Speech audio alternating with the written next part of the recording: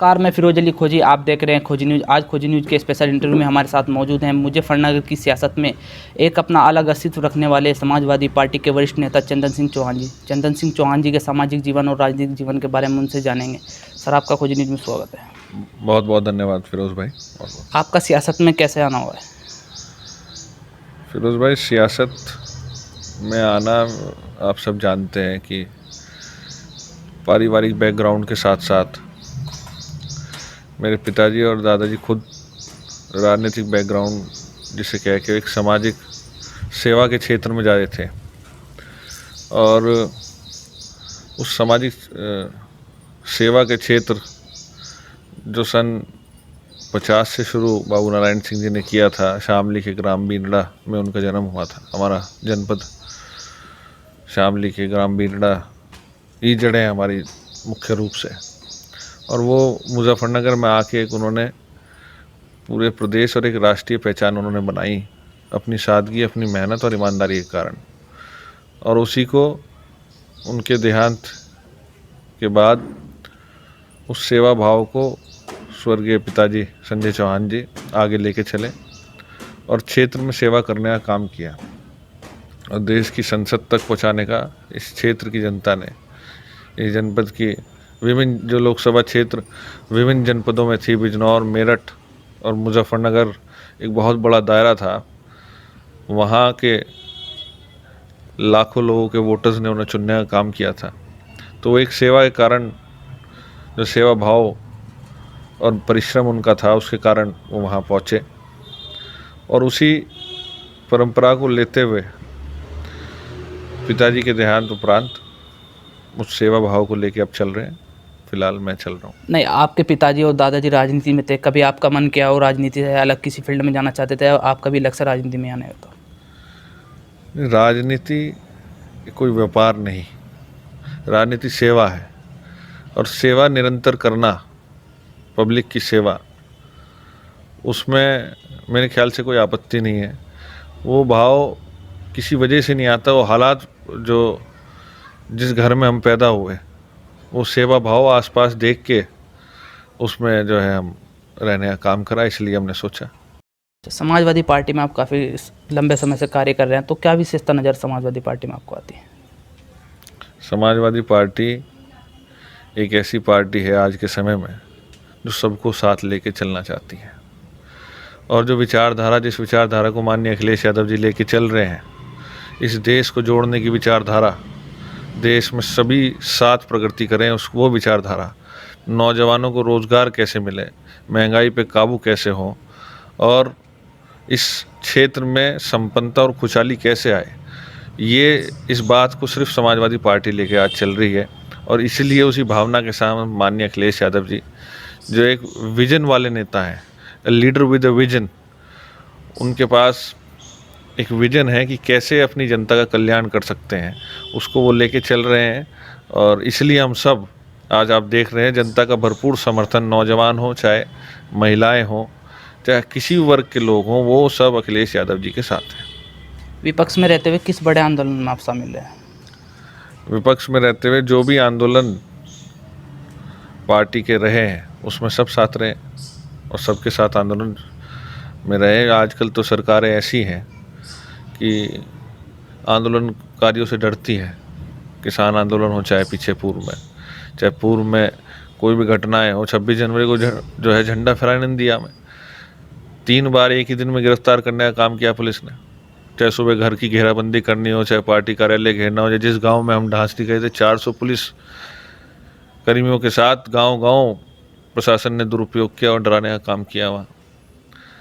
तो हर आंदोलन में शामिल होने का काम किया है। वैसे तो अगर लीडर आए दिन लोगों की मदद करता रहता है, पर ऐसा कोई संस्मरण जिसमें आपने किसी व्यक्ति की मदद की और आपको लगता हो कि मेरे द्वारा अच्छा कार्य कराया है और आपको उस कार्य से सुकून मिला हो? एक कार्यकर्ता के रूप में जो भी संभव, जो भी सामने बात आई, उसे हमेशा पूरा करने योग्य मैंने माना, उसको करने का काम किया। उत्तर प्रदेश सरकार ने जो वादे किए थे, क्या उन पर वो खरे उतर पाई है? उत्तर प्रदेश सरकार ने जो भी वादे किए थे उनमें से एक भी वादे पे पूरा नहीं खरा उतर पाई आज तक।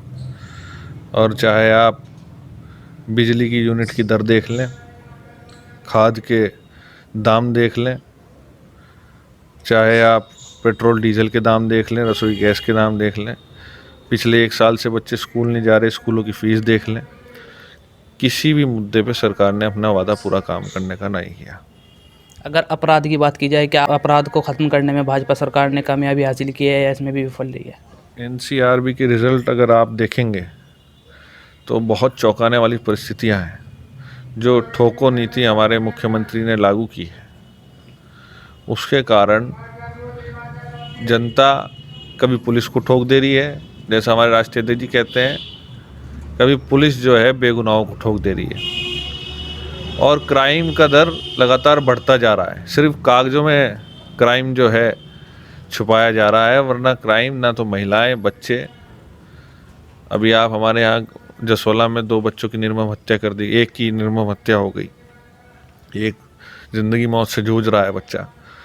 तो इस माहौल में ना तो बच्चे सुरक्षित हैं, ना महिलाएं सुरक्षित हैं, ना कोई आम आदमी सुरक्षित है, ना किसान सुरक्षित है। देखा जा रहा है कि अपराधी गिरफ्तार हो रहे हैं, हिस्ट्री सीटर गिरफ्तार हो रहे हैं, अपराधी थानों में जाकर हाथ उठाकर अपराध से तौबा करते हुए नजर आ रहे हैं, तो इस पर क्या कहना है आपका? एक फिल्मी स्टंटबाजी चल रही है।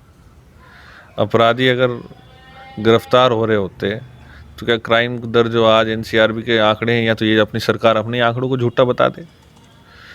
कोई सुरक्षित नहीं है। चेन लूट से लेके डकैतियां तक इस ज़िले में हो रही हैं, और बड़ी दोपहरी में हो रही है। आप लोग देख सकते हैं कि महिलाओं के प्रति कितना अपराध बढ़ गया है। ऐसा कोई काम नहीं है जो इस समय नहीं हो रहा हो, सिर्फ कागजों में और एक फिल्मी स्टाइल में अपराध को ढकने का काम हो रहा है, जो कि मेरे ख्याल से समाज को पतन की ओर ले जा रहा है। देखा जाता है कि अधिकांश दल राजनीतिक रोटियां सेकने के लिए कभी धर्म के नाम पर तो कभी जाति के नाम पर लोगों को बांटने का काम करता है, तो इसको कैसे ख़त्म किया जा सकता है? शिक्षा और अवेयरनेस। वालिद साहब और पिताजी एक बात कहा करते थे कि समाज को इतनी हानि दुर्जनों की दुर्जनता से नहीं हुई जितनी सज्जनों की निष्क्रियता से हुई। अगर गलत आदमी आपके ऊपर आके बैठेंगे तो फिर शायद आपको कोई ना बचा सके। इसलिए सही आदमियों को सेवा में, राजनीतिक सेवा हो चाहे जो भी मंच हो, उसमें आगे रहना चाहिए। राजनीति कह तो देते हैं सब एक गंदगी है, पर उतरने के लिए उसमें उतरना खुद पड़ता है, उसकी सफाई करनी है। देश में सुरसा के मुंह की तरह बेरोजगारी बढ़ रही है, तो आप एक युवा हैं, इससे ज़्यादा आपसे ज़्यादा कोई समझ नहीं सकता, तो इसको कैसे ख़त्म किया जा सकता है? जब तक देश की आर्थिक स्थिति ठीक नहीं हो पाएगी और देश में सही सरकारें, जो विजन वाले नेता हैं जैसे माननीय अखिलेश यादव जी हैं, उनको जनता बढ़ावा नहीं देगी, जब तक हालात ऐसे ही रहेंगे। अब मुख्यमंत्री जी बना दिए बाबा जी हमारे, वो एक फायर ब्रांड नेता तो हो सकते हैं, आग लगाना उन्हें बहुत अच्छी तरीके से आता है, पर देश और कोई भी संस्था और घर, सरकार आग बुझाने वाले चला सकते हैं। सही समय पे, सही जगह पे, सही व्यक्ति का अगर चुनाव करेंगे लोग और जनता, तो जभी देश जो है सही दिशा में बढ़ने का काम करेगा। तो मैं नौजवानों से अपील करता हूँ, अगर अपने भविष्य का चुनाव सही करना है तो बहकना बंद करें, हिंदू मुस्लिम की बातें, जाति में, धर्म में बंटने की बात कम करें, और अपने रोज़गार को और आगे अपना भविष्य बेहतर चाहिए तो ऐसे व्यक्ति का चुनाव करें, माननीय अखिलेश यादव जी जैसे का, जो उन्हें सही दिशा दिखा के उनके भविष्य को बेहतर कर सकता हो। सपा सुप्रीमो अखिलेश यादव जी भी युवा हैं, आप भी युवा हैं, तो आज की सियासत में क्या नई क्रांति लाना चाहते हैं आप? खुशहाल प्रदेश, खुशहाल किसान, खुशहाल नौजवान, ये हमारा मुद्दा है। माननीय अखिलेश यादव जी का प्रण ले रखा है कि वो जो भी, चाहे राष्ट्रीय नहीं अंतर्राष्ट्रीय स्तर की सुविधाएं जो हैं, वो एक आम आदमी को कैसे मिल सकती हो, चाहे वो मेट्रो में हो, चाहे एक्सप्रेस हाईवे हो, चाहे शानदार पार्क्स हो, चाहे बच्चों के लैपटॉप हाथ में हो, चाहे 24 घंटे बिजली। आपने संस्मरण अभी बताया कि आपकी उपलब्धि क्या थी कि इस ज़िले को 24 घंटे बिजली दिलाने का काम मैंने किया था माननीय अखिलेश यादव जी से आग्रह करके। उन्होंने बाबू नारायण सिंह जी के वहाँ आए थे जब 19 जुलाई को, उसमें 24 घंटे बिजली घोषणा इस जनपद को करके दी गई थी। तो ये उपलब्धियां सब माननीय अखिलेश यादव जी के रहते ही संभव थी। तो मैं चाहूँगा कि आगे हमारे नौजवान पीढ़ी है वो अपना इन मुद्दों पे, जो असली मुद्दे हैं, इन मुद्दों पे वोट करना जब तक नहीं शुरू करना पड़ेगी, क्योंकि बहकाना आसान है, समझाना मुश्किल है। वो बहक के ना और समझ के जब तक जो है अपने मतदान का प्रयोग नहीं करेगी, जब तक बड़ा बदलाव देश में नहीं आ सकता। इसके अलावा आपके द्वारा कोई जनपद में बड़ा कार्य कराया गया हो? मैं बताया तो अभी, जैसी उम्र में आप, हम भी संघर्ष के समय में अपने, इसके अलावा तो अभी स्टार्टिंग करी है। जब माननीय अखिलेश यादव जी आएंगे, निश्चित रूप से आगे की बात बता सकता हूँ। बहुत उनका बड़ा अच्छा विजन है मुजफ्फरनगर जनपद को लेके। आगामी 2022 विधानसभा चुनाव नज़दीक हैं, क्या इस बार आप चुनाव लड़ेंगे? ये पार्टी का निर्णय होता है। हमारा काम एक कार्यकर्ता के रूप में निरंतर राष्ट्रीय नेतृत्व की बातें जनता तक पहुंचाने का काम है। उस काम को भरपूर रूप से हम एक आम कार्यकर्ता बनकर जनता तक पहुंचाने का काम करेंगे। अगर आपको पार्टी ने टिकट दे दिया और आप चुनाव लड़े और जीत भी गए, तो क्या क्या आपके द्वारा कार्य कराए जाएंगे? देखिए, जो भी जनहित का काम है, चाहे पिताजी की रही हो बात, चाहे दादाजी की रही हो, जब भी जनता ने उन्होंने मौका दिया तो एक एग्जाम्पलरी काम करने का काम उन्होंने अपने क्षेत्रों में किया। चाहे मोरना शुगर मिल की स्थापना हो, चाहे नहरों की इनकी सफाई हो, चाहे मोरना विधानसभा के अंदर पिताजी का 1996 से लेकर 2002 तक कराया गया एक्स्ट्राऑर्डिनरी काम हो, चाहे 2009 से 2014 तक डबल रेलवे लाइन ट्रैक भी पिताजी ने कराया था, यहाँ की शायद जनता को ना पता हो। सेंट्रल स्कूल की डबल शिफ्ट कराई गई थी मुजफ्फरनगर जनपद की, शायद आपको ना पता हो। ये सब बहुत सारे काम हैं ऐसे जो करने का काम किया, तो उसी भावना के साथ जो बड़े जिस रूप में काम किया उसमें प्रयास करेंगे। मेरा आपसे आखिरी सवाल ये है कि लोगों से आप चुनाव को लेकर क्या अपील करना चाहेंगे? देखिए, मैं हाथ जोड़ के विनती है इस देश की, इस प्रदेश की और ख़ासकर इस जनपद की, क्योंकि मुजफ्फरनगर जनपद अपने आप में बहुत महत्वपूर्ण राजनीतिक संदेश देने वाला जनपद है और यहाँ से संदेश दूर तक पहुँचता है। मैं यहाँ के नौजवानों से, आम जनता से, किसान से, पिछड़ों से, अल्पसंख्यकों से, हर ज़रूरतमंद व्यक्ति से ये अपील करना चाहूँगा, महिलाओं से और ख़ासकर पत्रकार बंधुओं आपसे भी, कि आप अपने बेहतर भविष्य के लिए मतदान करें। ये देश, ये प्रदेश, ये सबका है। इसमें खुशहाली की तरह रहने का काम करें। आप सही को सही, गलत को गलत कहने का काम करें। अगर आप सही को सही, गलत को गलत नहीं कहेंगे तो कहीं ना कहीं पीड़ित आप लोगों को भी होना पड़ेगा।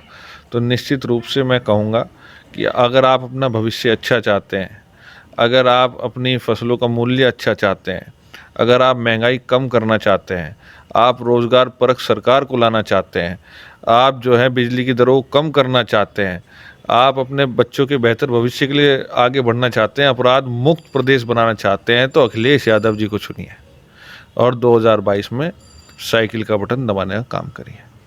खोजी न्यूज़ से बातचीत करने के लिए आपका शुक्रिया। बहुत बहुत धन्यवाद।